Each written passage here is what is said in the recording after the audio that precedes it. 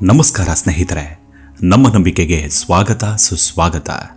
ಸ್ನೇಹಿತರೆ, ತಪಸ್ಸು ಅಂದ್ರೆ ಸನ್ಯಾಸಿಗಳು, ಋಷಿಗಳು, ಮುನಿಗಳು ಮಾತ್ರ ಮಾಡಬಹುದಾದ ಉಪವಾಸ, ವನವಾಸ, ಮಾನಾಚರಣೆ ಅಂತ ತಪ್ಪಾಗಿ ಭಾವಿಸಿದ್ದೇವೆ. ತಪಸ್ವಿಗಳಂದ್ರೆ ಗಡ್ಡ ಬಿಟ್ಟವರು, ಜಪಮಾಲೆ ಧರಿಸಿರುವವರು ಅನ್ನೋದು ನಮ್ಮ ತಪ್ಪು ಕಲ್ಪನೆ. ತಪಸ್ಸಿನಿಂದ ಸರ್ವ ಸಿದ್ಧಿಗಳು ಉಂಟಾಗುತ್ತವೆ. ಹಾಗಾದ್ರೆ ತಪಸ್ಸು ಎಂದ್ರೇನು ಅನ್ನೋದನ್ನ ನೋಡೋಣ. ಅದಕ್ಕೂ ಮುನ್ನ ನಮ್ಮ ನಂಬಿಕೆಗೆ ನಿಮ್ಮ ಬೆಂಬಲವಿರಲಿ. ತಪತಿ ಇತಿ ತಪಃ ಅಂದ್ರೆ ಯಾವುದು ಪಾಪವನ್ನ ಸುಡುತ್ತದೋ ಅದಕ್ಕೆ ತಪಸ್ಸು ಅಂತ ಹೆಸರು. ಮನುಷ್ಯ ಅಹಂಕಾರದಿಂದ, ಸ್ವಾರ್ಥದಿಂದ, ದುರಾಸೆಯಿಂದ, ಅಧಿಕಾರದ ಬಲದಿಂದ, ದರ್ಪದಿಂದ ತಮಗೆ ತಿಳಿದು ಪಾಪಗಳನ್ನ ಮಾಡ್ತಾನೆ. ಪಾಪಕರ್ಮಗಳೆಂದ್ರೆ ಮನುಷ್ಯ ಕಾಮ ಪ್ರಚೋದಿತನಾಗಿ ಪಾಪಕರ್ಮಗಳನ್ನ ಮತ್ತೆ ಮತ್ತೆ ಮಾಡ್ತಿರ್ತಾನೆ. ಸುಳ್ಳು ಹೇಳೋದು, ಕಳ್ಳತನ ಮಾಡೋದು, ಹಿಂಸೆ, ಮೋಸ, ಅನ್ಯಾಯ, ಅತ್ಯಾಚಾರ, ಅನಾಚಾರ, ದುರಾಚಾರ, ಹೀಗೆ ಇನ್ನೂ ಮುಂತಾದ ಅನೇಕ ಪಾಪಕರ್ಮಗಳಿರ್ತವೆ. ಇಂತಹ ಪಾಪಕರ್ಮಗಳನ್ನ, ಪಾಪ ಸಂಸ್ಕಾರಗಳನ್ನ ಸುಟ್ಟು ಬೂದಿ ಮಾಡಿಕೊಳ್ಳುವ ಸಾಧನವೇ ತಪಸ್ಸು ಎನಿಸುತ್ತೆ. ಭಗವಂತನು ಮಾನವರಿಗೆ ಅನುಗ್ರಹಿಸಿರುವ ಅದ್ಭುತ ಸಂಪತ್ತುಗಳೆಂದ್ರೆ ಶರೀರ, ಇಂದ್ರಿಯಗಳು, ವಾಕ್, ಮನಸ್ಸು ಮತ್ತು ಬುದ್ಧಿಗಳು. ಇವುಗಳಿಂದ ಮಾಡಬಹುದಾದ ಶಾಸ್ತ್ರ ವಿಹಿತವಾದ ಅನುಷ್ಠಾನಗಳಿಗೆ ತಪಸ್ಸು ಅಂತ ಹೆಸರು.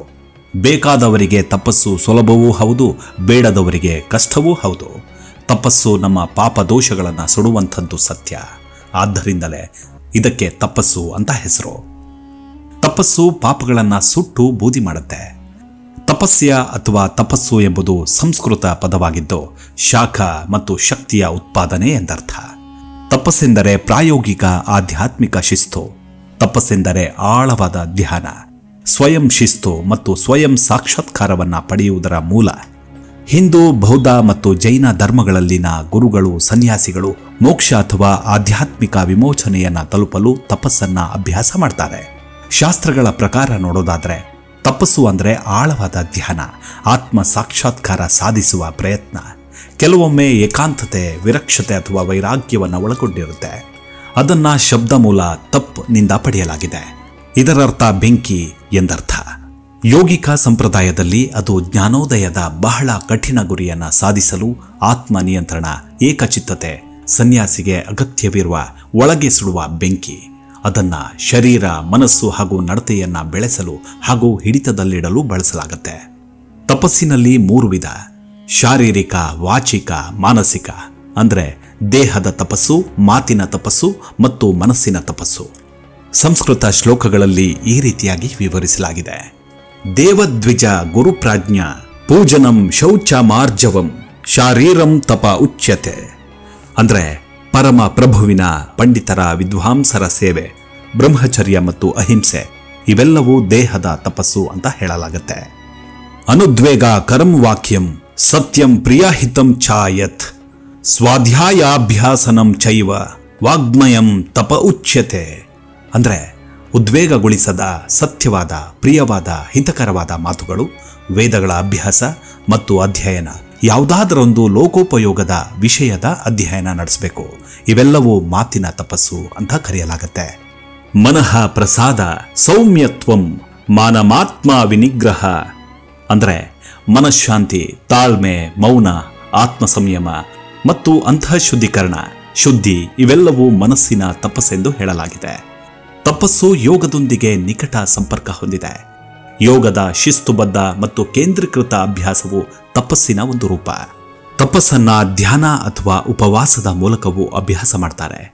ತಪಸ್ಯವು ಒಬ್ಬರ ಭೌತಿಕ ದೇಹ, ಮಾತು, ಆಲೋಚನೆಗಳು ಮತ್ತು ಮನಸ್ಸಿನ ಮೇಲೆ ನಿಯಂತ್ರಣವನ್ನ ಸಾಧಿಸುತ್ತೆ. ಒಬ್ಬ ವ್ಯಕ್ತಿಯು ಸರಿಯಾಗಿ ಧ್ಯಾನ ಮಾಡಲು, ಅಹಂಕಾರವನ್ನು ತ್ಯಜಿಸಲು ಮತ್ತು ತೀಕ್ಷ್ಣ ಮನಸ್ಥಿತಿಯನ್ನು ಹೊಂದಲು, ಶಿಸ್ತಿನ ಜೀವನ ನಡೆಸಲು ಸಹಾಯಕವಾಗುತ್ತೆ ತಪಸ್ಸು. ಪ್ರಾಣಾಯಾಮ ಮತ್ತು ಧ್ಯಾನವು ತಪಸ್ಸಿನ ಪ್ರಮುಖ ರೂಪಗಳಾಗಿವೆ. ತಪಸ್ಸನ್ನ ಅಭ್ಯಾಸ ಮಾಡುವ ವ್ಯಕ್ತಿಯು ಸಸ್ಯಾಹಾರಿಯಾಗಬೇಕು, ಸಕಲ ಜೀವರಾಶಿಗಳನ್ನು ಪ್ರೀತಿಯಿಂದ ನೋಡಬೇಕು, ಅಹಿಂಸೆಯನ್ನ ಪಾಲನೆ ಮಾಡಬೇಕು. ಇದರಿಂದ ಕೋಪ ಮತ್ತು ವಿನಾಶಕಾರಿ ಪ್ರಚೋದನೆಯನ್ನ ನಿವಾರಿಸುತ್ತೆ. ನಿರಂತರ ಯೋಗಾಭ್ಯಾಸವನ್ನ ತಪಸ್ಸು ಅಂತ ಪರಿಗಣಿಸಲಾಗುತ್ತೆ. ಯಾಕಂದ್ರೆ ಅದಕ್ಕೆ ಶಿಸ್ತು, ಸಂಯಮ, ನಿಯಂತ್ರಣ ಮತ್ತು ದೈಹಿಕ ಬಯಕೆಗಳ ನಿರಾಕರಣೆ ಅಗತ್ಯವಿರುತ್ತೆ.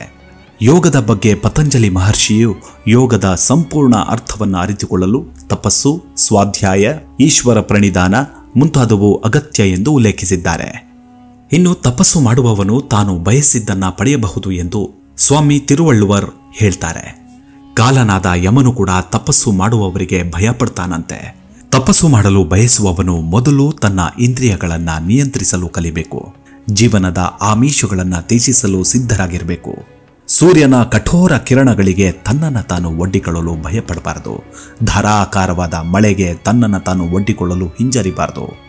ತಪಸ್ಸು ಮಾಡುವವನನ್ನ ಚಿಂತನೆಯ ಶುದ್ಧತೆ ಮತ್ತು ಸತ್ಯವಂತಿಕೆ ನಿರೂಪಿಸುತ್ತೆ ಎಂದು ತಮಿಳು ಕವಿ ನಲ್ಲದನಾರ್ ಹೇಳ್ತಾರೆ. ಅಂಥವರು ಮಾತಿನಿಂದಾಗಲಿ ಕೃತಿಯಿಂದಾಗಲಿ ಇತರರನ್ನ ನೋಯಿಸೋದಿಲ್ಲ. ಕರಿಯಾಸನ ಎಂಬ ಇನ್ನೊಬ್ಬ ಕವಿ ಹೇಳ್ತಾರೆ, ತಪಸ್ಸು ಮಾಡಲು ಬಯಸುವವನು ಇತರರಿಗೆ ಹಾನಿ ಮಾಡಬಾರದು. ಅವನ ದಾರಿಯಲ್ಲಿ ಬರಬಹುದಾದ ತೊಂದರೆಗಳಿಂದ ಅವನು ಪ್ರಭಾವಿತನಾಗಬಾರದು. ಹಾಗೆ ಕೇರಳದ ಮತ್ತೊಬ್ಬ ಕವಿ ಕಣಿ ಮೇಧವಿಯಾರ್ ಅವರ ಪ್ರಕಾರ ತಪಸ್ಸು ಎಂದರೆ ಬಯಕೆಗಳು ಮತ್ತು ಲೌಕಿಕ ಸಂಬಂಧಗಳಿಂದ ದೂರವಿರುವ ಸ್ಥಿತಿ ಎಂದು ಅಭಿಪ್ರಾಯಪಡ್ತಾರೆ.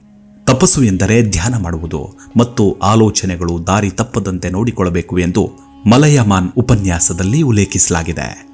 ಶ್ರೀರಾಮಕೃಷ್ಣ ಪರಮಹಂಸರು ದೇವರಿಗೆ ಪ್ರಾರ್ಥನೆ ಸಲ್ಲಿಸುವುದು ದೇವರೊಂದಿಗೆ ಮಾತನಾಡಿದಂತೆ, ಆದರೆ ಧ್ಯಾನ ಮಾಡುವುದು ದೇವರನ್ನ ಬೇಡಿದಂತೆ ಎಂದಿದ್ದಾರೆ. ಅವರ ಶಿಷ್ಯನೊಬ್ಬ ಅವರಲ್ಲಿ ತಪಸ್ಸು ಅಂದ್ರೇನು ಅಂತ ಕೇಳ್ತಾನೆ. ಆಗ ಶ್ರೀರಾಮಕೃಷ್ಣರು ಒಂದು ಉದಾಹರಣೆಯ ಮೂಲಕ ಹೀಗೆ ಹೇಳ್ತಾರೆ. ಸಾಸಿವೆ ಕಾಳುಗಳನ್ನ ತುಂಬಿರುವ ಗೋಣಿಚೀಲವು ಹರಿದಿದೆ ಎಂದು ಭಾವಿಸು. ಅದರಲ್ಲಿದ್ದ ಸಾಸಿವೆ ಕಾಳುಗಳು ಹೇಗೆ ಎಲ್ಲೆಂದರಲ್ಲಿ ಚದುರಿ ಹೋಗುತ್ತೆ ಅಲ್ವಾ? ಮತ್ತೆ ಎಲ್ಲಾ ಸಾಸಿವೆಯನ್ನ ಒಟ್ಟುಗೂಡಿಸಿ ಮತ್ತೆ ಗೋಣಿಚೀಲದಲ್ಲಿ ಹಾಕುವುದು ಎಷ್ಟು ಕಷ್ಟಪಡಬೇಕಲ್ವಾ? ಹಾಗೆ ಆಲೋಚನೆಗಳೆಲ್ಲವನ್ನ ಒಟ್ಟುಗೂಡಿಸಿ ದೇವರ ಮೇಲೆ ಕೇಂದ್ರೀಕರಿಸುವ ಕೆಲಸವೂ ಕೂಡ ಅದಕ್ಕಿಂತಲೂ ಕಷ್ಟ. ಆ ಕಠಿಣವಾದ ಕೆಲಸಕ್ಕೆ ತಪಸ್ಸು ಅನ್ನೋದು ಎನ್ನುತ್ತಾರೆ. ತಪಸ್ಸು ಮಾಡುವವನು ಅಸಾಧ್ಯವೆಂದು ತೋರುವ ಕಾರ್ಯಗಳನ್ನು ಸಾಧಿಸಲು ಸಾಧ್ಯವಾಗುತ್ತದೆ. ತಪಸ್ಸು ಪ್ರಪಂಚಕ್ಕಿಂತ ದೊಡ್ಡದು ಎನ್ನುತ್ತಾರೆ ತಮಿಳು ಕವಿಯೊಬ್ಬರು. ಇವಿಷ್ಟು ತಪಸ್ಸಿನ ಚಿಕ್ಕದಾದ ಮಾಹಿತಿ. ತಪ್ಪಿದ್ರೆ ಅಥವಾ ತಮ್ಮ ಅಭಿಪ್ರಾಯದಲ್ಲಿ ತಪಸ್ಸಿನ ಬಗ್ಗೆ ತಿಳಿದಿದ್ರೆ ಕಮೆಂಟ್ ಮಾಡಿ. ಮತ್ತೆ ಸಿಗೋಣ ಸ್ನೇಹಿತರೆ. ಅಲ್ಲಿವರೆಗೂ ನಿಮ್ಮ ಆರೋಗ್ಯದ ಕಡೆ ಗಮನವಿರಲಿ. Take care. ನಮಸ್ಕಾರ.